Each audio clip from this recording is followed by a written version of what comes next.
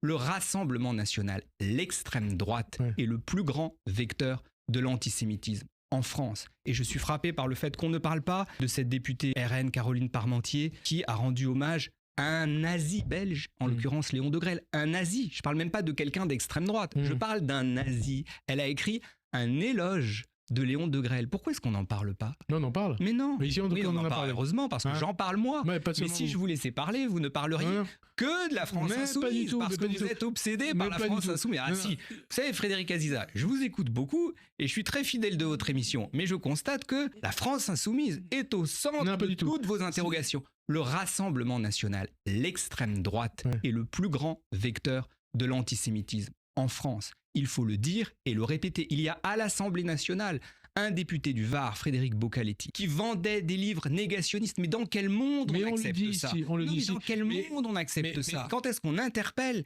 les responsables du Rassemblement national là-dessus ? Vous vous rendez compte qu'aujourd'hui, les responsables du RN se présentent comme les défenseurs de nos compatriotes juifs ? Mais c'est une honte quand on connaît l'histoire de ce parti. L'antisémitisme de Mélenchon, ça vous parle ou pas ? Quand moi, Jérôme Guedj le dénonce. Je ne me ferai pas dire que Jean-Luc Mélenchon est antisémite parce que je ne le pense pas. On peut avoir un certain nombre de divergences d'analyse.